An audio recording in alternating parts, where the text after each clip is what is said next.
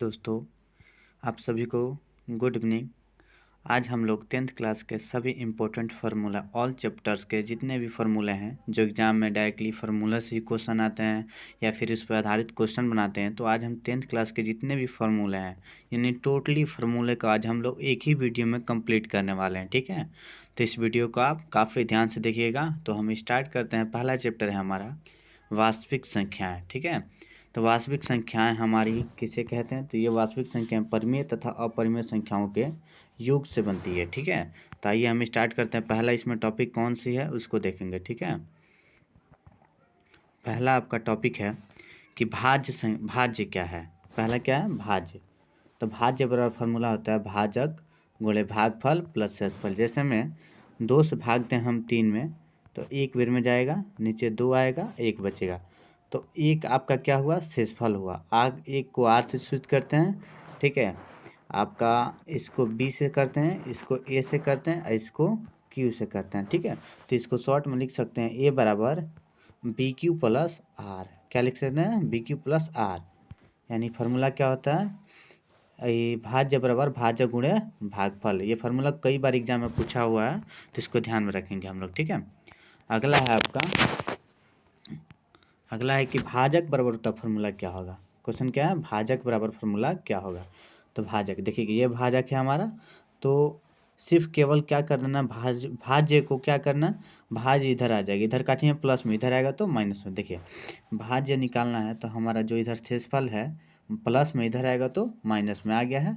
अब भागफल इधर गुणा में नीचे आ गया है तो भाग में। ठीक है, तो भाज्य बराबर भाजक बराबर फार्मूला बन गया है भाज्य माइनस शेषफल बट्टा में भागफल। ठीक है, इतना ध्यान में रखेंगे। अगला देखेंगे, भागफल बराबर फार्मूला क्या होता है हमारा। तो भागफल बराबर फार्मूला होता है भाज्य माइनस शेषफल, भाज्य माइनस शेषफल, और बट्टा में क्या है? भाजक है। ठीक है, लास्ट इसी में का बनेगा कि शेषफल तब कैसे निकालेंगे हम लोग। तो शेषफल का फार्मूला होता है भाज्य माइनस भाजक गुणे भागफल। ठीक है, इस फार्मूले को आप लोग याद रखिएगा। ठीक है, अगर इसको आप शॉर्ट में लिखना चाहें तो शॉर्ट में लिखते हैं ए बराबर B Q plus R, Q बराबर 0 नॉट इक्वल टू 0 होता है। ठीक है, यानी क्यू का मान 0 कभी नहीं होता है। तो इस बात को ध्यान में रखेंगे। ए बराबर बी क्यू प्लस आर, इसे किस नाम से दूसरा जानते हैं? इसे यूक्लिड विभाजन एल्गोरिथम के नाम से भी जानते हैं, यूक्लिड विभाजन एल्गोरिथम। ठीक है, याद रखिएगा। अगला है कि दो संख्याओं का गुणनफल उनके दो मौसा के बराबर होता है। हाँ, तो इसमें बहुत से क्वेश्चन आ चुके हैं। ए इंटू बी बराबर एलसीएम गुणे एचसीएफ गुणे एलसीएम। ठीक है, दो संख्याएं यानी दो संख्याएं का गुणनफल एलसीएम और एलसीएफ की क्या होती है? बराबर होती है। इससे आधारित बहुत से क्वेश्चन आता है। जैसे मैं हम एक क्वेश्चन आपको करके दिखाते हैं यहीं पे। जैसे मान लीजिए एक संख्या दे दिया आपको 24। ठीक है, दूसरी संख्या दे दिया 25, आपका एलसीएम दे दिया 5, तो पूछेगा आपका एच सी एफ बताइए, क्या बताइए? H C F. तो इसे 5 से कटेंगे, 5 पचे 25, और 24 से 5 से गुना कर देंगे, हमारा क्या आ जाएगा? एच सी एफ आ जाएगा। ठीक है, इसी तरह हम क्वेश्चन को सॉल्व करते हैं। हमारा पहला चैप्टर का जो भी इंपॉर्टेंट था देख लिए। पहला भाज्य बराबर क्या होता है? भाजक गुणे भागफल प्लस शेषफल। भाजक बराबर क्या होता है? भाज्य माइनस शेषफल बट्टा भागफल। भागफल बराबर क्या होता है? भाज्य माइनस शेषफल बट्टा भाजक। और शेषफल का फॉर्मूला होता है भाज्य माइनस भाजक गुणे भागफल। अतः ए बराबर बी क्यू प्लस आर, जहाँ क्यू नॉट इक्वल टू 0 होता है। ठीक है, उसके बाद से देखें 6 नंबर क्वेश्चन था कि दो संख्याओं का गुणनफल बराबर होता है मौसा और लौसा का, यानी एलसीएम और एचसीएफ के। ए इंटू बी बराबर क्या होता है? एलसीएम गुणे एचसीएफ। इस पर बहुत सारे क्वेश्चन बनते हैं, तो इसको आप देख लीजिएगा। ठीक है, अगला चैप्टर है हमारा बहुपद। कौन सा है? बहुपद। बहुपद से बहुत सारे क्वेश्चन आते हैं ऑब्जेक्टिव में, तो इसको देखने वाले हैं हम लोग। तो हमारा है पहला रैखिक बहुपद। क्या है? रैखिक बहुपद। रैखिक बहुपद का व्यापक रूप क्या होता है? तो रैखिक बहुपद का व्यापक रूप होता है एक्स प्लस बी। इसमें घातक संख्या कितनी होती है? एक। रैखिक बहुपद किसे कहते हैं? जिसमें घातक संख्या कितनी हो? एक हो। ठीक है, अगला आते हैं द्विघात बहुपद किसे कहते हैं? जिसमें घातक संख्या क्या हो? दो। यहाँ पर सिर पे क्या हो? मुड़िया पे का हो? दो हो। ठीक है, इसको ध्यान में देखें। तो यहाँ पर इसका रूप क्या होता है? X plus x square plus b x plus c. इसमें घात कितना होना चाहिए? 2। रैखिक बहुपद में कितना होना चाहिए? 3। इसी तरह त्रिघात बहुपद में घात कितना होना चाहिए? 3। इसका फॉर्मूला क्या होगा? X cube plus b x square plus c x plus d. ठीक है, इसमें घातों की संख्या कितनी होती है? 3। ठीक है, रैखिक बहुपद में कितनी होती है? 1।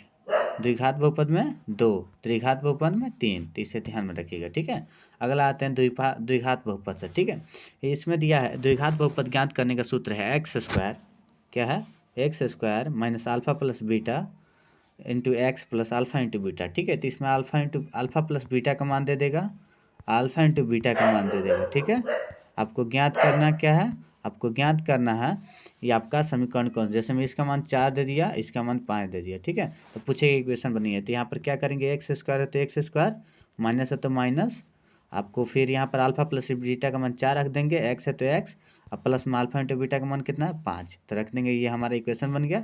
इसी तरह हम लोग सॉल्व कर देंगे। अगला देखिए नोट में है, नोट है हमारा, ये बहुपद के जगह यदि समीकरण हो तो जीरो लगा देना चाहिए, यानी बहुपद के जगह क्या हो, समीकरण, तो यहाँ पर जीरो लगा देंगे। ठीक है, तो हमारा एक खुद इक्वेशन बनेगा। उसके बाद रहिएगा शून्यकों का योगफल, यानी अल्फा प्लस बीटा बराबर फार्मूला क्या होता है हमारा, अल्फा प्लस बीटा बराबर फार्मूला होता है हमारा माइनस बी बाई ए, क्या होता है, माइनस बी बाई ए। उसी तरह अल्फा इंटू बीटा बराबर क्या होता है, सी बाई ए। इसको बोलते हैं शून्यकों का योगफल, इसको बोलते हैं शून्यकों का गुणनफल। ठीक है, और इस टाइप का बनता है तो इसका डायरेक्ट क्या लिखते हैं, माइनस बी बाई सी लिख देंगे, क्या आ जाएगा, डायरेक्ट आंसर आ जाएगा। ठीक है, उसी तरह उसके बाद से अगला देखेंगे कि alpha plus beta plus gamma बराबर फार्मूला क्या होता है, तो minus B by A. Alpha plus beta plus gamma बराबर क्या होता है, माइनस बी बाई ए। उसी तरह लास्ट फार्मूला हमारा है कि alpha beta gamma plus alpha gamma बराबर फार्मूला क्या होगा जाएगा, सी बाई ए। इसमें है alpha into beta into gamma बराबर क्या होगा, माइनस डी बाई ए। इसको रिपीट करते हैं एक बार हम लोग। तो पहला हमारा फार्मूला क्या था, एक्स रैखिक बहुपद में घातों की संख्या 1। ठीक है, उसके बाद से देखेंगे हम लोग उसके बाद से द्विघात बहुपद में घातों की संख्या 2, त्रिघात बहुपद में घातों की संख्या 3। उसके बाद से द्विघात बहुपद ज्ञात करने का सूत्र x square minus alpha plus beta into x plus alpha into beta. ठीक है, इसको देखेंगे ध्यान से आप लोग। उसका नोट में था यदि बहुपद के जगह यदि समीकरण हो तो क्या करेंगे, केवल जीरो बराबर में लगा कर जीरो कर लेंगे, तो यहाँ पर अगर जीरो कर लिए तो क्या जाएगा, हमारा समीकरण हो जाएगा। उसके बाद से अगला है अल्फा प्लस बीटा बराबर फॉर्मूला क्या होता है, माइनस बी बाई ए। गुणनफल अल्फा इंटू बीटा यानी शून्य को गुणनफल बराबर फॉर्मूला क्या होता है, सी बाई ए। तो इसे ध्यान में रखेंगे, और इसका निकालना हो तो direct minus B by C use करेंगे। ठीक है, या फिर आप चाहे तो ऐसे भी सॉल्व कर सकते हैं, आप ऐसे लेंगे, इसका इससे ये एलसीएम हो जाएगा अल्फा इंटू बीटा, यहाँ पर बीटा बचेगा, यहाँ पर अल्फा क्या बचेगा, अल्फा। तो यहाँ पर हो जाएगा अल्फा प्लस बीटा और नीचे बचेगा आपका अल्फा इंटू बीटा, यानी शून्यकों का योगफल गुणनफल रख देंगे तो क्या आ जाएगा, हमारा आंसर आ जाएगा। अगला है alpha plus beta plus gamma बराबर क्या होगा, minus B by A. Alpha beta plus beta gamma plus alpha gamma बराबर फॉर्मूला क्या हो जाएगा आपका, c by A. Alpha into beta into gamma बराबर क्या हो जाएगा, माइनस टी बाई ए। तो यहाँ पर दोस्तों हमारा 2 चैप्टर कंप्लीट हुआ। अगला देखेंगे तीसरा चैप्टर। ठीक है, आइएगा। तीसरा चैप्टर में है आपका कि कोई संख्या a1/a2 is not equal to b1/b2 के बराबर हो तो उसका कैसा समीकरण कैसा हल होगा, संगत होगा। कैसा होगा, संगत है। कितना हल होगा, तो केवल एक हल। कितना, एक हल या अद्वितीय हल भी कहीं कहीं देखने को मिलता है, तो याद रखेंगे। इसका ग्राफ कैसा बनेगा, प्रतिच्छेदी। प्रतिच्छेदी कहने के अर्थ ऐसा हो गया, प्रतिच्छेदी ये कैसा होगा, अविरोधी होगा। क्या होगा, अविरोधी, यानी ये विरोध नहीं करेगा। अगला है a1/a2 बराबर है b1/b2 के, परंतु c1/c2 के बराबर नहीं है, तो इसका क्या हो जाएगा, असंगत हो जाएगा, कोई हल नहीं होगा। और इसका ग्राफ कैसा होगा, समांतर, ऐसे समांतर है। ये कैसा बनेगा, ये विरोधी होगा। ठीक है, अगला है आपका a1/a2 बराबर है b1/b2 बराबर है c1/c2 के। इसका हल कैसा होगा, संगत। अपरिमित इसका अनेक हल होगा। इसका ग्राफ कैसा होगा, संपाती होगा। और ये कैसा होगा, आश्रित होगा। कैसा, आश्रित। इसी से हमारा ऑब्जेक्टिव हर साल हर बार एग्जाम में पूछता है, तो इसको हम ध्यान से समझें। क्या है, पहला है a1/a2 बराबर नहीं है b1/b2 के, तो इसका कितना हल होगा, केवल एक हल, प्रतिच्छेदी अविरोधी। ठीक है, इस कैसा होगा, संगत होगा। अगला है a1/a2 बराबर है b1/b2 के, परंतु c1/c2 के बराबर नहीं है, तो इसका क्या हो जाएगा, असंगत, कोई हल नहीं होगा, समांतर होगा और विरोधी होगा। ठीक है, चारों शर्त हमको याद होना चाहिए, तभी एग्जाम का क्वेश्चन नहीं छूटेगा, वरना छूट जाता है क्वेश्चन। ठीक है, अगला है a1/a2 बराबर b1/b2 बराबर c1/c2। इसका कितना कैसा होगा, संगत होगा, अनेक हल होगा, संपाती होगा और आश्रित होगा। यहाँ पर 3 चैप्टर भी एक कंप्लीट हुआ हमारा। अगला आते हैं चौथा चैप्टर में। ठीक है, चौथा चैप्टर का नाम है द्विघात समीकरण। क्या नाम है, द्विघात समीकरण। चौथा चैप्टर का नाम क्या है, द्विघात समीकरण। अब इसके देखेंगे हम लोग। द्विघात समीकरण में, द्विघात समीकरण है, इसको इसमें सबसे महत्वपूर्ण फार्मूला होता है ये सबसे महत्वपूर्ण फार्मूला क्या होता है, ये आपका होता है, इसकी थोड़ा मोटाई बढ़ा दें, देखिए इसमें सबसे महत्वपूर्ण फार्मूला होता है आपका ये, देखिएगा ये आपका क्या है, सबसे महत्वपूर्ण फार्मूला है इसमें का, B square minus 4ac, B square minus 4ac, ठीक है। अब दिख रहा होगा अच्छे से। तो ये क्या होता है, इसका महत्वपूर्ण फार्मूला होता है, जिसको विवेचक बोलते हैं। क्या बोलता है, विवेचक बोलते हैं, कहीं पर मूल बोलते हैं, क्या बोलते हैं, मूल, और कहीं पर विविक्तर भी बोलता है, क्या बोलता है, विविक्तर। तो इसे आप ध्यान में रखेंगे, ठीक है। तो कहीं कहीं विवेक्टर भी बोलता है, कहीं मूल भी बोलता है, और कहीं विवेचक ही बोलता है। तो आपका विवेचक वाला फॉर्मूला क्या देता है, बी स्क्वायर माइनस 4ac, ठीक है। अब आते हैं इसमें का पहला शर्त क्या है, देखेंगे, बी स्क्वायर माइनस 4ac बराबर अगर जीरो आ जाए, क्या आ जाए, जीरो, अगर इसका मान जीरो आ जाए तो मूल वास्तविक होगा और समान होगा। क्या होगा, वास्तविक और समान, ठीक है। अगर डी का मान जीरो आ गया तो अगला में देखेंगे, अगला है, अगर डी का मान बी स्क्वायर माइनस 4ac बराबर जीरो ना होके क्या हो, डी का मान जीरो से छोटा हो जाए, क्या हो जाए, छोटा हो जाए, यानी माइनस में हो जाए। तो माइनस में हो जाए तो क्या हो जाएगा, मूल आपका वास्तविक होगा। यहाँ पर ये थोड़ा मिस्टेक हुआ है, यहाँ पर मूल क्या हो जाएगा, अवास्तविक हो जाएगा। क्या हो जाएगा, मूल अवास्तविक और असमान हो जाएगा, ठीक है, अगर माइनस से मान आ गया तो, ठीक है। अगर डी का मान देखिएगा यहाँ पर, ठीक है, यहाँ पर अगर जीरो से बड़ा आता है, क्या आता है, जीरो से बड़ा, तो मूल वास्तविक और असमान हो जाएगा। अगर जीरो से क्या है, छोटा है, जीरो से छोटा यानी माइनस में, तो यह क्या हो जाएगा, अस्तित्व में नहीं है या फिर अवास्तविक है, ठीक है। इसे आप ध्यान में रखें, मूल क्या है, अस्तित्व में नहीं है, फिर ये क्या है, अवास्तविक कम असमान है। अगर डी का मान जीरो में ना आकर प्लस में आए, कुछ भी आए, तो मूल क्या होगा, वास्तविक एवं असमान, ठीक है। अगला आते हैं हमारा मेन सीरीज धाराचार्य सूत्र होता है, इसको देखेंगे। तो इसमें आपका फॉर्मूला कौन सा होता है, देखिए यहाँ पर फॉर्मूला होता है, ये भी बढ़िया फॉर्मूला है, इसे शून्यक निकालने के रूप में यूज करेंगे, ठीक है। Minus B plus minus root under minus B square minus 4ac by 2a, इसको देता है minus B plus minus under root D by 2a, ये भी लिख सकते हैं इसको, ठीक है, ध्यान रखिएगा। इसको दो भाग में भी तोड़ सकते हैं। अल्फा का मान क्या होता है, एक और प्लस में हो जाएगा बीच में, और एक और माइनस में हो जाएगा बीच में, वही फार्मूला लगेगा, प्लस प्लस में और माइनस में, ठीक है। तो इसे आप ध्यान से देखिएगा। इसको देखिए एक बार रिपीट कर देते हैं। पहला डी का मान होता है बी स्क्वायर माइनस 4ac, ठीक है। उसके बाद से देखिए क्या है, उसके बाद से है डी बराबर बी स्क्वायर माइनस 4ac के मान बराबर जीरो हो तो मूल क्या होगा, वास्तविक कम समान, और जीरो से क्या हो, जीरो से बड़ा हो तो मूल वास्तविक और असमान हो जाएगा। अगर जीरो से छोटा हो यानी माइनस में हो तो क्या होगा, मूल अवास्तविक होगा, ठीक है, इतना ध्यान रखेंगे।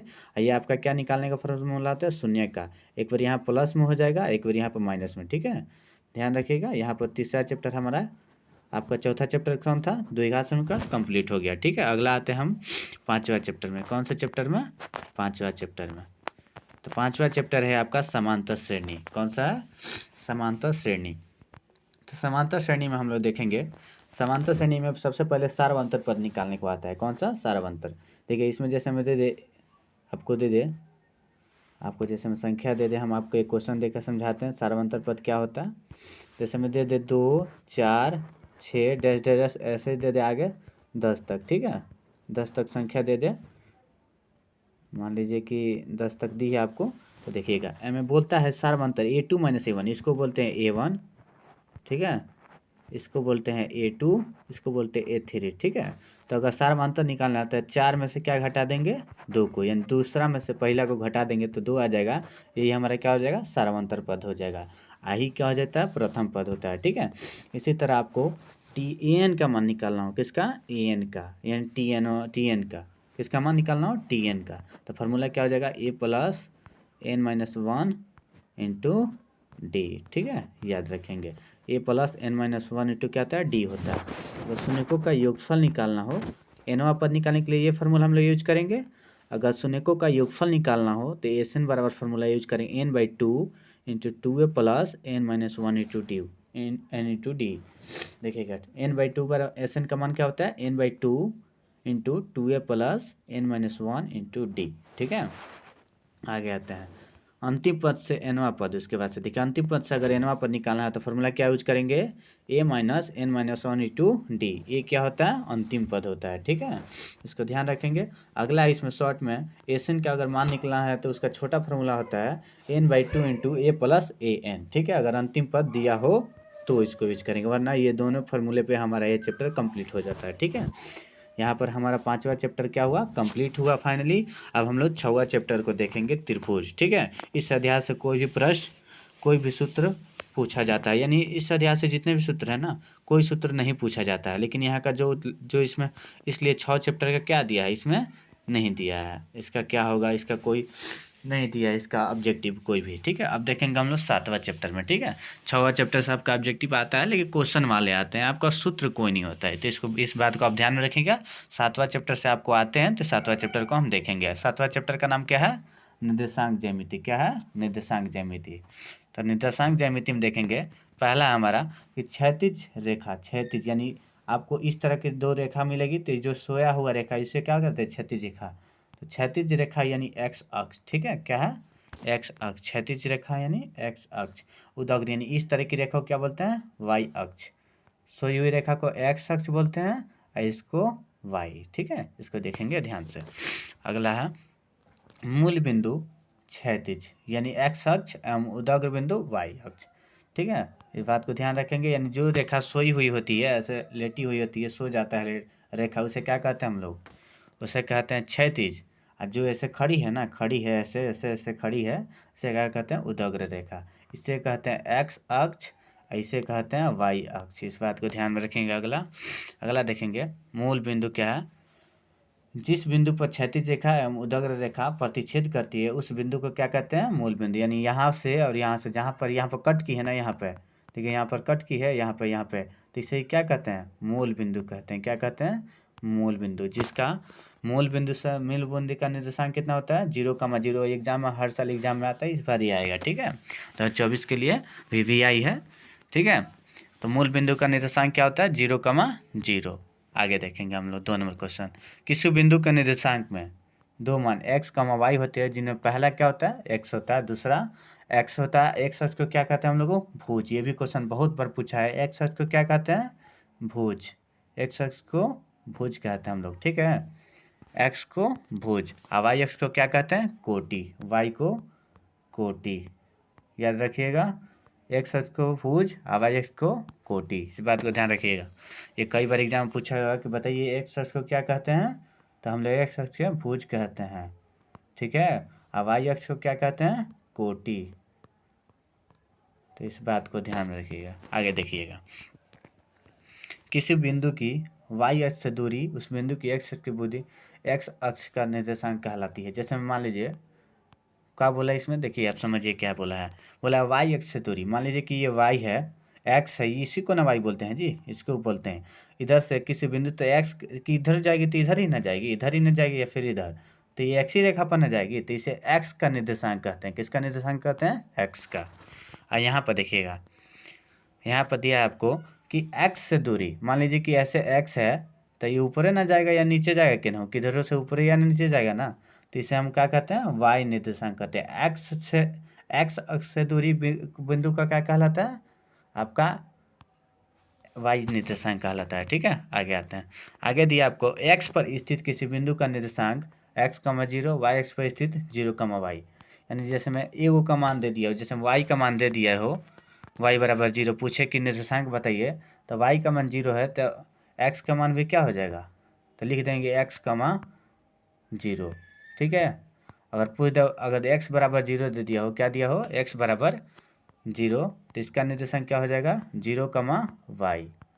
ठीक है, अगर दोनों का ना दिया हो तो इसका निर्देशांक क्या हो जाएगा, 0,0। इसमें पहला कौन होता है, एक्स होता है, दूसरा वाई। ठीक है, आगे आता है। उसके बाद से दूरी सूत्र है, जो एग्जाम के लिए काफ़ी इंपॉर्टेंट है, इससे बहुत सारे क्वेश्चन आते हैं, तो इसको देखेंगे। दूरी सूत्र क्या होता है हमारा, तो दूरी सूत्र होता है x2 - x1, x2 - x1 का होल स्क्वायर प्लस में y2 माइनस y1 का होल स्क्वायर। देखिए अब कैसे निकालते हैं, जैसे हम 2 को बिंदु दे दिया 2,3 और 4,5, ठीक है। ऐसे 2 को बिंदु दे देगा, बोलेगा दूरी सूत्र निकालिए। तो इसमें का ये पहला मान x1 हो जाएगा, इसमें का x2 हो जाएगा। क्या हो जाएगा x2, ये y1 हो जाएगा, ये y2 हो जाएगा। यानी इसमें का पहला मान x1, इसमें का दूसरा मान x2, ठीक है। और उसको फार्मूला पर आप पुट कर दीजिएगा, आंसर आ जाएगा, ठीक है।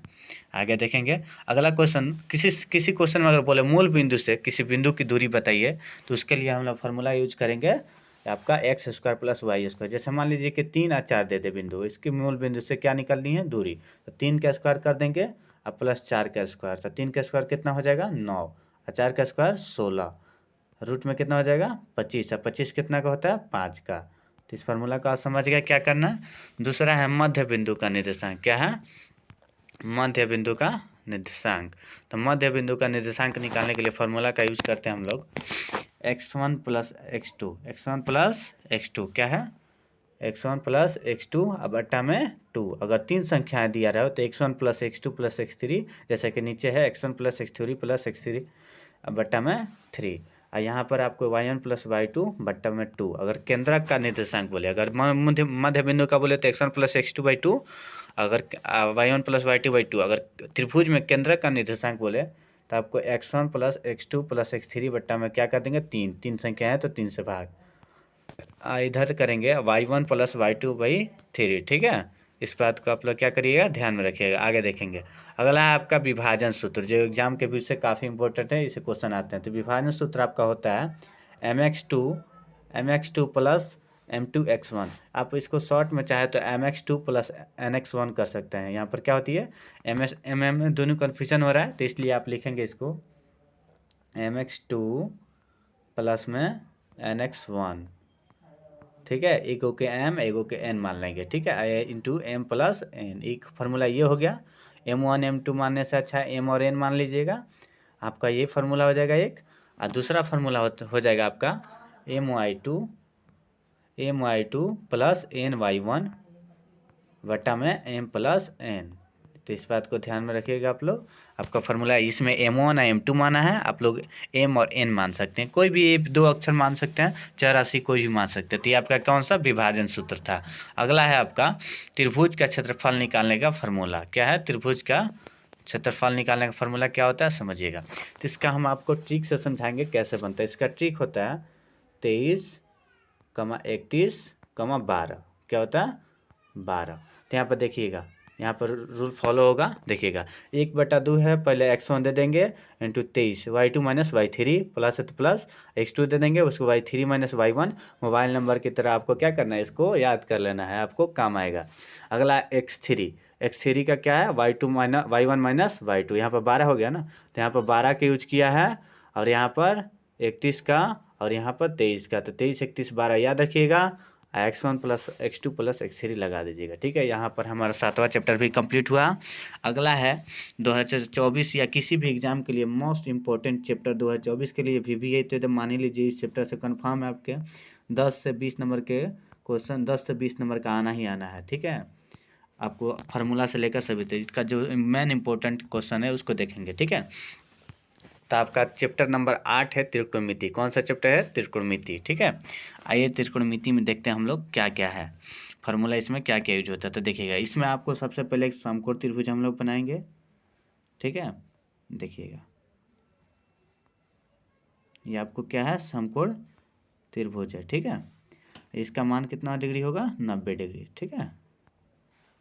तो देखिए इसका नाम लिख देते हैं A, B और ये C, ठीक है।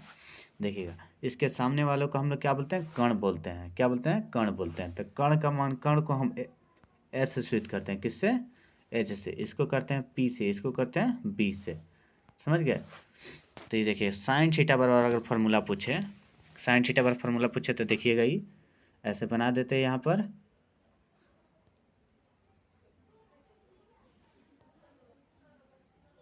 देखिए हो गया। तो इसको क्या बोलेंगे H, इसको क्या बोलेंगे B, इसको बोलेंगे P। तो अगर क्या निकालना हो इसमें, अगर H निकालना हो, यहाँ पर H क्या निकाला है H ना, तो एच निकालना हो तो आपको क्या फार्मूला लगेगा, P square plus B square, यानी ये दोनों को जोड़ देंगे तो तीसरा मान क्या आ जाएगा हमारा, आ जाएगा। यानी दो संख्याओं का योगफल तीसरी संख्या के वर्गों के योगफल, दो संख्याओं का एक संख्या का वर्ग दूसरी दो संख्याओं के योगफल के वर्ग के बराबर होता है। ठीक है, समकोण का परिभाषा पढ़ा है लोग। तो ये एच का मान निकालने के लिए क्या करेंगे हम लोग, एच का मान निकालने के लिए हम लोग केवल एच का मान निकालने के लिए P square plus B square कर देंगे। इसी तरह पी का निकालना है तो हम लोग क्या करेंगे, एच में से बी घटा देंगे तो H square minus B square. अगर बी का निकालना हो तो एच में से पी को घटेंगे, यानी H square minus P square. यहाँ पर हमारा ये कंप्लीट हुआ। अगला देखेंगे, अगर इसी तरह हम लोग जो बनाए थे तो ऐसे बना लेंगे एक समकोण त्रिभुज, इसको एच बोलते हैं, इसको बी बोलते हैं, इसको पी बोलते हैं। अगर साइन थीटा का फॉर्मूला पूछे, साइन थीटा का कच्ची का पूछे, इसका पी हो जाएगा, क्या हो जाएगा, पी हो जाएगा। ठीक है, इसको साफ साफ बना देते हैं, आपको अच्छा से बना देते हैं। देखिए, तो इसको एच से लिखेंगे, इसको बी लिखेंगे, इसको पी लिखेंगे। ठीक है, अगर तो साइन थीटा का पूछे, किसका पूछे, साइन थीटा का, तो साइन थीटा का लिखेंगे P by H, P by H, क्या हो जाएगा साइन थीटा का फॉर्मूला। आस्तिक कौशिक का ठीक इसके क्या होता है, उल्टा होता है, यानी एच बाई पी, समझ गए। उसी तरह देखेंगे कॉस थीटा का आपका होता है एच बाई बी, यानी आधार बटा कर्ण। ठीक है, आधार बटा क्या होता है, कर्ण होता है। तो इसका उल्टा कर देंगे तो आपका क्या आ जाएगा, सेक का एच बाई बी, क्या होता है, सेक का एच बाई बी। ठीक है, टेन थीटा का होता है पी बाई बी, अगर उल्टा कर देंगे कॉट थीटा का हो जाएगा बी बाई पी। यानी समझिए कौन किसका जुड़वा भाई होते हैं, यानी साइन का होता है कॉस, ठीक है, कॉस का होता है सेक, और टेन का होता है कॉट। ठीक है, ये आपका फार्मूला है। आगे देखेंगे, इसका निकालने का हम ट्रिक आपको आसानी से बताते हैं। लाल बट्टा कक्का, लाल बट्टा कक्का, इसका क्या है, ट्रिक है। देखिए कैसे इसे निकालेंगे हम लोग। L4 होता है लंब, K4 कर्ण, तो पहला का क्या हो जाएगा, लंब बटा कर्ण। ठीक है, दूसरा A4 आधार, K4 कर्ण, यानी आधार बटा कर्ण, cos थीटा का क्या हो जाएगा, आधार बटा कर्ण। ठीक है, अगला है L4 लंब, A4 आधार, यानी लंब बटा कर्ण, टेन थीटा कितना हो जाएगा, आधार बटा कर्ण, आधार बटा लंब। अब तीनों को उल्टा कर देंगे तो K बटा L किसका हो जाएगा, कोसेक का, यानी कर्ण बटा आधार किसका हो जाएगा, कोसेक का। तो इस तरह आप लोग निकाल लीजिएगा इस ट्रिक से, लाल बट्टा कक्का से। अगला देखेंगे, साइन को कौशिक से गुणा करेंगे तो क्या आ जाएगा, एक आ जाएगा। उसी तरह आपको कॉस को किससे गुणा करेंगे, कॉस को सेक से गुणा करेंगे तो क्या हो जाएगा, एक आ जाएगा। उसी तरह आपको आपको टेन को कॉट से गुणा करिए, टेन इंटू सेक बराबर क्या होता है, 1 होता है। ठीक है, उसका अगला फार्मूला है कि साइन थीटा बराबर क्या होता है, तो 1 बाई कॉसेक थीटा। ठीक है, यहाँ पर साइन है, यहाँ पर ही क्या हो जाता है, कौशिक अंदर नीचे आ जाएगा। इसी तरह और कौशिक थीटा बराबर पूछे तो 1 बटा साइन थीटा होता है। ठीक है, इसी तरह अगला पेज में देखेंगे अब हम लोग, यहाँ हमारा एक पेज जो भी फार्मूला था कंप्लीट हुआ। अगला देखेंगे हम लोग, अगला है आपका सेक थीटा इंटू, ये बता चुके हैं sec theta into cos theta बराबर क्या होता है, 1।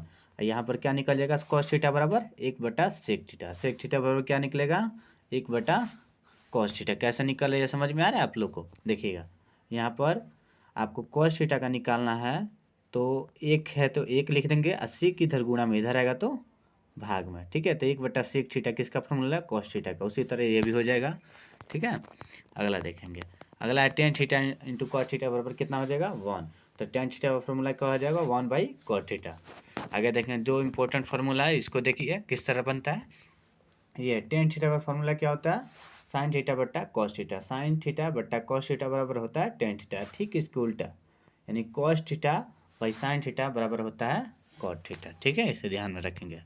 अगला देखिए, टेन स्क्वायर थीटा बराबर फॉर्मूला क्या हो जाएगा, वही हो जाए, दोनों का क्या कर देंगे, स्क्वायर कर देंगे।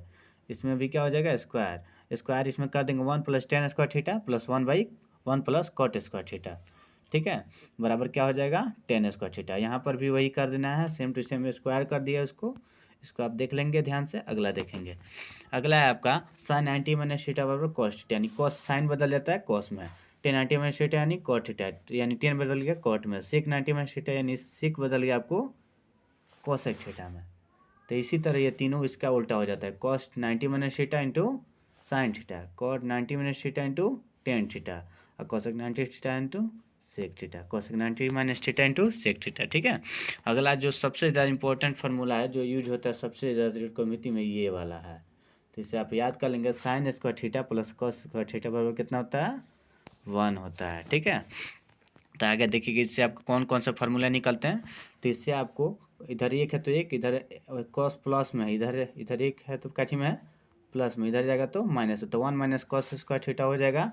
या फिर इसको कर सकते हैं आप, साइन स्क्वायर को उधर भेजिएगा तो रूट में हो जाएगा 1 minus cos square theta, root under 1 minus cos square theta. ये किसका फॉर्मूला हो जाएगा, साइन थीटा का।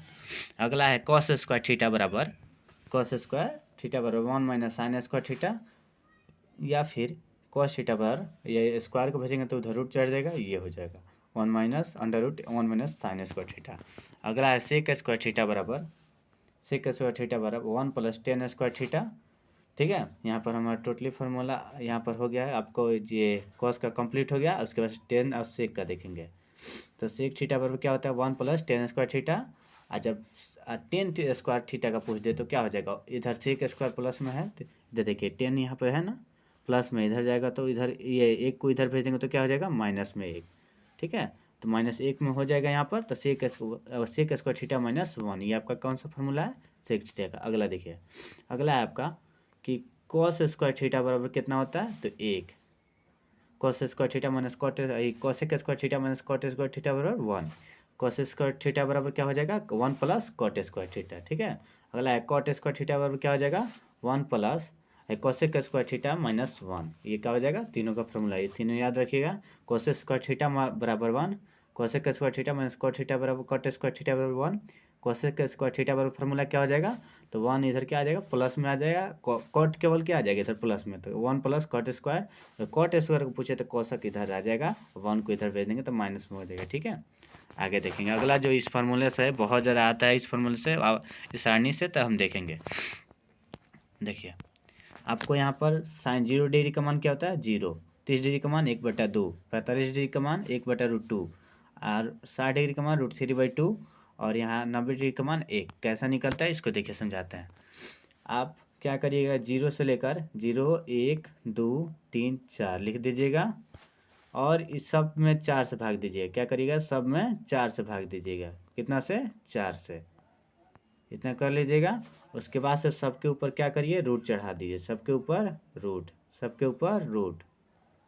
आपको डिग्री का मान लिख देना है, तो देखिए साइन में यहाँ पर क्या हो जाएगा 0, यहाँ पर कितना हो जाएगा 1/2, 1 का स्क्वायर 1, 2 का स्क्वायर यहाँ पर हो जाएगा एक, एक हो जाएगा 2 से कट जाएगा, 2 बार में कट जाएगा तो 2 दूना 4, यानी 1/√2। ठीक है, यहाँ पर काटेंगे तो √3 क्या हो जाएगा 2, 4 से निकल जाएगा, आई 4 से 4 कट जाएगा, 1 बचेगा, यही हमारा हो जाएगा। इसको उल्टा कर देंगे तो किसका मान निकल जाएगा, कॉस का 1। देखिए यहाँ पर 90 का 1 है, यहाँ पर 0 डिग्री का हो जाएगा √3/2, 1/2, 1/2 1/√2, और यहाँ पर 0। ठीक उल्टा है ना, इसका क्या हो गया, उल्टा हो गया। ठीक है, इसको देख लेंगे। अगला है 10 का उल्टा होता है कॉट, तो 10 0 डिग्री का मान 0, 30 डिग्री का मान 1/√3, 10 45 का मान 1, 60 के √3, और 90 के इनफाइनाइट। ठीक, इसका उल्टा किसका हो जाएगा, आपका ये हो जाएगा कॉट थीटा है, तो कॉट 0 डिग्री का मान इनफाइनाइट, 30 डिग्री का मान √3, 45 का मान 1, 60 का मान 1/√3, और 0 का मान 90 का मान 0। ठीक है, अगला है सेक का उल्टा हो जाता है आपका किसका, सेक थीटा का मान हो जाता है 30 डिग्री, 0 के डिग्री का मान 1, 30 डिग्री का मान 2/√3, 45 डिग्री का मान √2, 60 का मान होता है 2, और 90 का होता है इनफाइनाइट। इसी तरह इसका उल्टा कर दें तो कॉसेक 0 डिग्री का मान इनफाइनाइट, 30 डिग्री का मान 2, 45 डिग्री का मान √2, और 60 डिग्री का मान 2/√3, और कॉसेक का मान 1। अगर चाहें तो आप यहाँ पर मान लीजिए कि आप कॉस का निकाल दिए हैं, कॉस का निकाल लिया, आपको सेक का निकालना है, साइन का निकाल लिया, कॉसेक का निकालना है, तो इजीली एकदम निकल जाएगा। कैसे देखिए, अगर आपको ये उल्टा कर दिया, साइन का निकालना है ना, तो 0 क्या कर दीजिएगा, अगर 10 का निकालना है, 10 का मान लीजिए इसका साइन का निकाल कर इसका उल्टा कर लीजिएगा। 10 का निकालना है तो साइन, टेन थीटा का फॉर्मूला पढ़े आप लोग अभी, साइन थीटा बट्टा कॉस थीटा, साइन थीटा बट्टा कॉस थीटा अभी पढ़े ना, देखिएगा। तो इसको हम कैसे करेंगे, तो देखिएगा साइन का मान कितना है 0 डिग्री, और नीचे क्या 1, भाग देंगे क्या आएगा 0, पहला मान निकल गया। दूसरा देखिए, दूसरा है आपका 1/2, और जब ये ऊपर ऊपर गुणा होगा तो 2 ऊपर √3 नीचे, तो √2 से √2 कट गया, 1/√3 क्या हो जाएगा हमारा, पहला का हो जाएगा, यानी हो जाएगा 1/√3। अगला इसी तरह करेंगे हम लोग, तो 1/√2 है, गुना 1/√2 ऊपर चला गया, 1 नीचे, √2 से √2 का जगह क्या बचेगा 1। इसी तरह निकाल लीजिएगा आप लोग। इस पूरे आवर्त सारणी को क्या करिएगा आप लोग याद करिए, इसे बहुत इंपॉर्टेंट है, ठीक है। आगे देखेंगे हम लोग पाई का मान कितना होता है 1/1, पाई का मान 180 भी होता है, या फिर हम लोग उसमें यूज करेंगे 1 अगले चैप्टर में 3.14 या 22/7, ठीक है, ध्यान रखेंगे। अगला देखिएगा, पाई अगर दिया है तो पाई/2 यानी कितना हो गया 90। कैसे 180 में हम भाग देंगे 2 से, तो 2 9 कितना होता है 18, जीरो है तो 0, 90 डिग्री आ गया। उसी तरह हमारा है पाई का मान 3 यानी 180 में भाग देना कितना से 3 से, तो 3 छक्का 18 यानी 60 डिग्री आ जाएगा, ठीक है। अगला इसी तरह आपका कितना 45 यानी 180 में 45 से भाग दीजिएगा, फिर पाई/6 यानी 180 में कितना से 6 से, तो 6 3 18 यानी 30 डिग्री। तो इसी तरह निकाल लीजिएगा इसका मान। तो यहाँ पर हमारा त्रिकोणमिति चैप्टर जो भी था इसका इम्पोर्टेंट यह हमारा कंप्लीट हुआ, ठीक है। अब देखेंगे हम लोग वृत्त के जो कुछ कुछ पॉइंट्स जो एग्जाम में आते हैं उसको देखेंगे। यहाँ पर हमारा कंप्लीट हो गया ये त्रिकोणमिति। अब देखेंगे हम लोग किसको वृत्त चैप्टर को। तो वृत्त में नोट है जो उसको बहुत इंपॉर्टेंट है, उसको देखिएगा आप लोग, ठीक है। देखिएगा इसमें क्या क्या है देखेंगे। पहला है वृत्त पर अनेक स्पर्श रेखाएं खींची जा सकती है, यानी एक वृत्त पर, एक वृत्त है इस पर अनेक स्पर्श रेखाएं खींची जा सकती है। इस तरह भी खींची जा सकती है, इस तरह भी खींची जा सकती है, यानी एक बिंदु से एक स्पर्श रेखाएं खींची जा सकती है, यानी अनेक स्पर्श रेखाएं खींची जा सकती है। अगला है वृत्त के किसी एक बिंदु से केवल क्या हो सकती है एक ही स्पर्श रेखा खींची जा सकती है, ठीक है। अगला है यहाँ पर वृत्त होगा। अगला है वृत्त के किसी बाह्य बिंदु पर केवल 2 स्पर्श रेखा खींची जा सकती है, यानी बाहरी बिंदु पर। मान लीजिए आपका ये वृत्त है, मान लीजिए कि आपका ये वृत्त है, इसके बाहरी बिंदु से एक इधर से खींचेंगे एक इधर से, 2 ही ना, नहीं ना, इसके अलावा कोई खींच सकते हैं नहीं। अगर इधर से खींचते तो फिर ये प्रतिच्छेद कर देगा, तो ये स्पर्श रेखा नहीं होगा, ठीक है। इसलिए एक वृत्त पर कितनी बाहरी साइड में कितनी स्पर्श रेखा खींची जा सकती है, तो केवल 2 ही स्पर्श रेखा क्या हो सकती है खींची जा सकती है। ये बीच में छूटा है, वृत्त पर किसी भी एक बिंदु से क्या हो सकता है स्पर्श रेखा एक ही खींचा जा सकती है, देख लिए लोग। अगला देखिए, वृत्त के भीतरी बिंदु से कोई भी स्पर्श रेखा, इस तरह कोई भी स्पर्श रेखा नहीं होती, व्यास हो जाएगा आपका, जीवा हो जाएगा, ये सब त्रिज्या हो जाएगी, ये सब होगा, ठीक है। तो देखिएगा अगला है आपका वृत्त की त्रिज्या निकालने का फॉर्मूला। अगर व्यास दिया हो तो क्या करेंगे 2 से भाग देंगे। मान लीजिए कि व्यास दे दिया 22 से कर त्रिज्या कितना हो जाएगा 11, ठीक है। अगर 14 है तो एकर त्रिज्या कितना हो जाएगा 7, आधा कर लेंगे त्रिज्या, ठीक है। फॉर्मूला में बहुत आता है यूज। उसके बाद अर्ध परिधि का अर्धवृत्त का परिधि क्या होता है 2πr, πr into πr plus 2r, ये क्या होता है इस अर्धवृत्त की परिधि होती है। अगला है वृत्त की परिधि क्या होती है, वृत्त की परिधि को परिमाप भी बोलते हैं, परिधि को परिमाप भी बोलते हैं, क्या होता है 2πr। वृत्त का परिधि क्या होता है 2πr। अर्धवृत्त का क्षेत्रफल क्या होता है 2πr²। वृत्त का क्षेत्रफल होता है, इसमें 2 से भाग देंगे तो किसका हो जाएगा अर्धवृत्त का क्षेत्रफल, ठीक है। अगला देखेंगे वृत्त खंड का क्षेत्रफल क्या होता है, तो वृत्त खंड का क्षेत्रफल होता है θ/360 अब πr²। इसको ध्यान में रखेंगे आप लोग, दोनों में πr²। अगर चतुर्थांश भी बोले तो 1/4, यानी मान लीजिए कि 90 का कितना भाग है, ये चौथा भाग है ना, तो 1/4 गुणे πr², ठीक है। कहीं कि आपको थीटा का मान ना दिया तो 1/4 रखेंगे वहाँ पर, ठीक है। त्रिज्यखंड का क्षेत्रफल निकालने के लिए वृत्त के चतुर्थांश का क्षेत्रफल निकालेंगे 1/4 कर लेंगे, त्रिज्यखंड का क्षेत्रफल निकालना हो तो θ/360 πr², ठीक है। अगला देखिए क्या है, अगला है आपका कोण थीटा वाले संगत चाप की लंबाई। चाप की लंबाई के लिए फॉर्मूला होता है θ/360 और 2πr, क्या होता है 2πr। उसके बाद से आते हैं हम लोग किस चैप्टर में, आपको क्षेत्रफल वाले में चैप्टर में आता है। आपका पहला है वर्ग, क्या है वर्ग। तो वर्ग का विकर्ण क्या होता है √2 इंटू भुजा। √2 इंटू भुजा को ए से विभाजित करते हैं, √2 इंटू भुजा। परिमाप क्या होता है 4 इंटू भुजा, यानी 4 इंटू ए कर सकते हैं, ठीक है। अगला है क्षेत्रफल क्या हो जाता है भुजा स्क्वायर, क्या हो जाता है भुजा स्क्वायर। अब आयत में देखेंगे हम लोग, आयत का विकर्ण निकालने का फॉर्मूला क्या होता है √L² प्लस b², लंबाई का स्क्वायर प्लस चौड़ाई का स्क्वायर, क्या निकल जाएगा आयत का विकर्ण, ठीक है। अगला परिमाप बराबर होता है 2 इंटू L प्लस बी, क्या होता है L प्लस बी, यानी लंबाई और चौड़ाई को जोड़ देंगे और 2 से गुना कर देंगे, हमारा परिमाप निकल जाएगा। अगर आयत का क्षेत्रफल निकालना है तो उसका फॉर्मूला होता है लंबाई गुणे चौड़ाई, ये हमारा क्या होता है आयत का क्षेत्रफल होता है। उसी तरह घन का विकर्ण निकालने के लिए फॉर्मूला हम क्या देखेंगे, तो √3 इंटू भुजा, √3 इंटू भुजा, ये क्या होगा घन का विकर्ण होगा। अगला है घन का क्षेत्रफल क्या होगा, तो 6 गुणे भुजा स्क्वायर, 6 गुणे भुजा स्क्वायर, यही क्या हो जाएगा हमारा, ये आपका घन का क्षेत्रफल होगा 6 इंटू भुजा स्क्वायर। अगला है घन का आयतन क्या होता है, तो घन का आयतन होता है भुजा क्यूब, क्या होता है भुजा क्यूब। यहाँ पर घन का कंप्लीट घन कैसे होता है आप लोग देखें हैं, जैसे आप लूडो छक्का देखते हैं, देखिए कैसे बनाया जाता है घन, आपको बताते हैं, ऐसे कर लीजिएगा, फिर यहाँ से करके इसके नीचे से ऐसे, इसमें क्या होती हैं, सभी भुजाएं बराबर होती हैं। इसमें कितने फलक होते हैं, 6 फलक। सतह कितनी होती है, तो देखिए ऊपर नीचे 2 हुआ, इधर इधर 6 फलक होते, 6 सतह होता है, ठीक है। और शीर्ष कितने होते हैं, 12, ठीक है, याद रखिएगा। अगला घनाभ का विकर्ण, क्या देखेंगे हम लोग, घनाभ का विकर्ण। तो घनाभ का विकर्ण होता है L square plus B square plus a square, यानी घनाभ की आकृति थोड़ा लॉन्ग में इस तरह होती है, ठीक है। इसमें ईंट की साइज की ईस्ट की तरह होती है। इसमें क्या होता है, लंबाई भी होता है, चौड़ाई भी होता है और ऊंचाई भी होता है, और क्या होता है, अलग अलग होता है। तो घनाभ का विकर्ण क्या होता है, L square plus B square plus H square. अगर क्षेत्रफल निकालना है तो 2 into L B plus B H plus H L या एल एच होता है, ठीक है, इसको याद रखेंगे। अगला है बेलन। तो बेलन कैसा होता है हमारा, इस तरह ड्राम की तरह होता है आपका बेलन, हो गया। इसमें देखिए बेलन का वक्र पृष्ठीय क्षेत्रफल कितना होता है, 2πr/h, क्या होता है, 2πr। इधर घनाभ का आयतन छूट गया तो L into B into H होता है। अगला संपूर्ण पृष्ठीय क्षेत्रफल क्या होता है, 2πr/h प्लस 2πr²। इसको जोड़ देंगे तो हमारा क्या आ जाएगा, बेलन का पूर्ण पृष्ठीय क्षेत्रफल। अगला है समबाहु त्रिभुज का क्षेत्रफल क्या होगा, तो √3/4 इंटू भुजा स्क्वायर। समबाहु त्रिभुज का क्षेत्रफल √3/4 इंटू भुजा स्क्वायर, याद रहेगा। आगे देखेंगे हम लोग।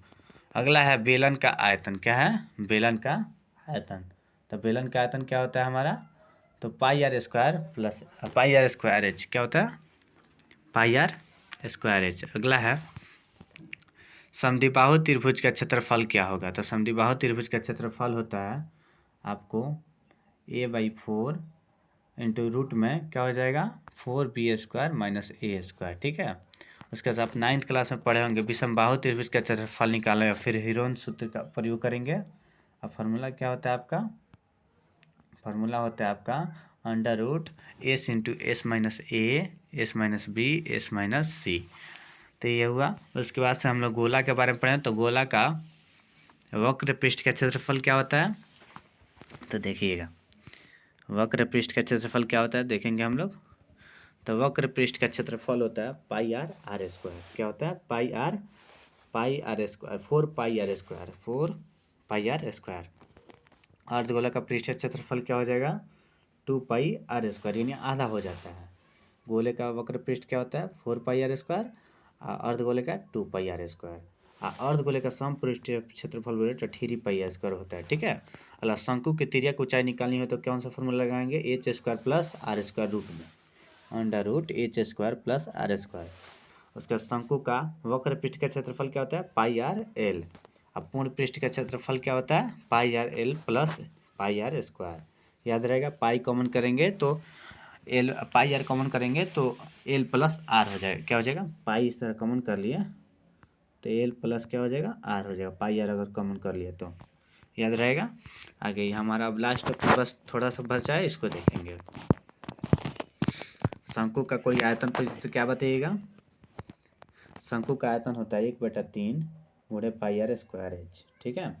अगला है छीनक का आयतन, छीनक का क्षेत्रफल कोई पूछे तो क्या बताइएगा, pi into r1 plus r2 into 1, क्या हो जाएगा, छीनक का क्षेत्रफल।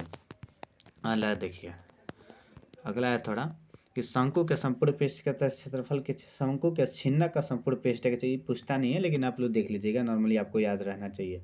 Pi into r1 plus r2 into l plus πr1 का स्क्वायर प्लस πr2 का स्क्वायर, ठीक है, याद रहेगा। छीनक का आयतन क्या हो जाएगा, 1/3 पाई h into r1 plus r1 का स्क्वायर प्लस r2 का square plus r1 into r2, ठीक है। थोड़ा लंबा पड़ेगा लेकिन याद रखेंगे इससे हम लोग।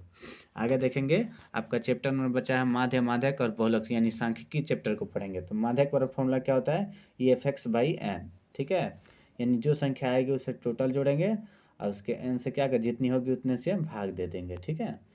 अगला बहुलक का फॉर्मूला क्या होता है, l plus f1 minus f0/2f1 minus f0 into f2 गुणे l, एच होना चाहिए यहाँ पर, एच यानी होता है डिफरेंट, क्या होता है बीच का डिफरेंट, यानी 5 से 10, 15, 15 से 20, 10 से 15 इस तरह दे रहा रहता है, तो वही हो गया बीच का डिफरेंट।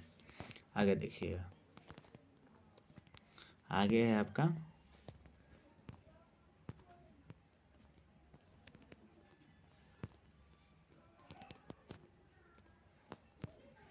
आगे आपका बचा है कुछ और थोड़ा सा फार्मूला है, उसके बाद से ये कंप्लीट हो जाएगा। ठीक है, देखिएगा थोड़ा मिस्टेक हुआ है, फिर से हम लोग बैक आएंगे।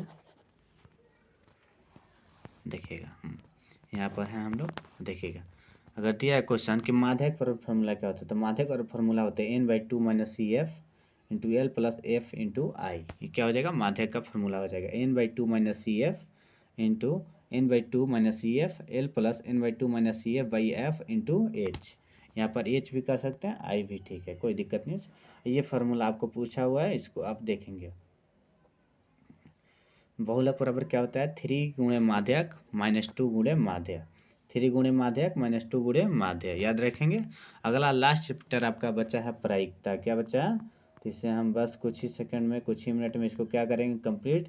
इस तरह हमारा संपूर्ण मैथ का क्या हो जाएगा, फार्मूला एक जगह हो जाएगा, याद रखेंगे। किसी भी असंभव घटना की प्रायिकता क्या होती है, जीरो। कैसे, जैसे मान लीजिए कोई घटना होने वाली ही नहीं है, तो उसकी प्रायिकता क्या हो जाएगी, जीरो। उसका संभव घटना की प्रायिकता कितनी हो जाती है, एक, क्या हो जाती है, एक। या फिर 0 से 1 मतलब हो भी सकता है, ना भी हो सकता है, तो एक ही लिखते हैं संभव घटना की प्रायिकता। अगर निश्चित घटना की प्रायिकता पूछे तो क्या लिखेंगे, एक। अनिश्चित घटना की प्रायिकता 0 से 1, ठीक है, इसे याद नहीं, ये उतना इंपॉर्टेंट नहीं है, ये नहीं है। आप याद रखेंगे संभव घटना की प्रायिकता 0, असंभव घटना की प्रायिकता 0, असंभव घटना की 1, ठीक है। इसी तरह प्रायिकता का सूत्र होता है कुल घटनों की संख्या, यानी जितनी घटना है उसकी संख्या बटा कुल घटनों की संख्या। जैसे मान लीजिए सिक्का में 2 पहलू होते हैं, तो हेड आए तो भी 1/2, तेल आए तो भी 1/2, पासा है, पासा में 4 आए तो भी 1/2, 5 आए तो भी 1/2। तो इस तरह आप बनाना समझ गए। तो आज यहाँ पर हमारा टोटल क्या हुआ, मैथ का फार्मूला का क्या होगा, रिवीजन हो गया। आज हम लोग पूरे इस फार्मूले को देख लिए एक जगह। तो इस तरह आज हमारा ये क्या वीडियो कंप्लीट हुआ। इसी तरह वीडियो को देखने के लिए हमारा चैनल पर बने रहें, चैनल को लाइक करें, सब्सक्राइब करें एंड शेयर करें। ठीक है, बहुत बहुत धन्यवाद आप लोगों को। यहीं पर वीडियो को समाप्त करते हैं।